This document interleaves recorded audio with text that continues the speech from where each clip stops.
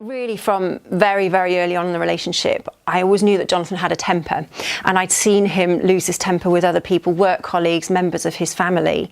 It was not directed towards me to start with, but I realised that he was quite volatile very, very early on. But again, the relationship is new, you forgive certain things, you think, oh, it's okay, it'll blow over.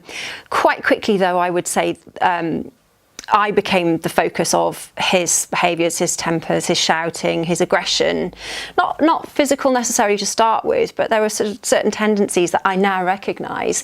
But as I said, at the time, in the early stages, a little bit of, I suppose, jealousy, possessiveness is actually quite flattering. You think, oh, well, it's because he loves me, and he told me it's because he loved me. And so you make excuses, you make justifications, and you make reasons.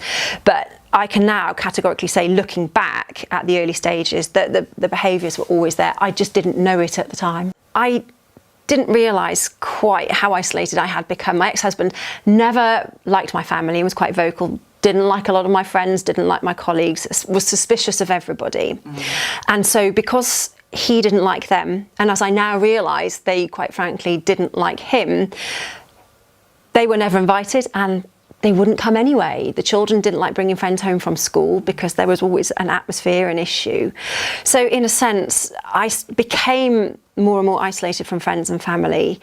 But that, in a weird way, made it harder because he very much then became the centre of my world. He was all I had, in a sense. But yes, if I needed money, I had to ask for it.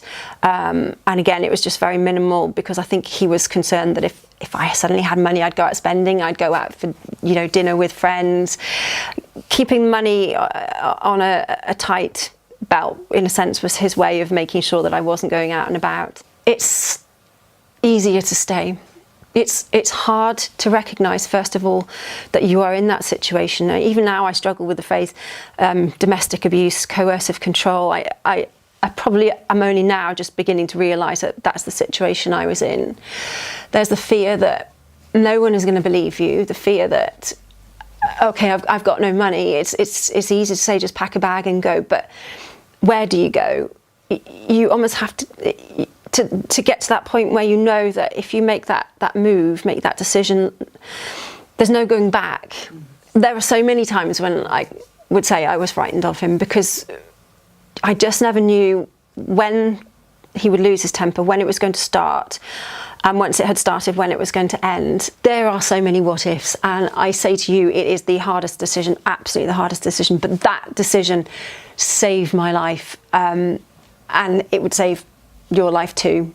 And it doesn't matter if it's just a bit of an argument, if it's just a bit of, screaming and shouting here and there.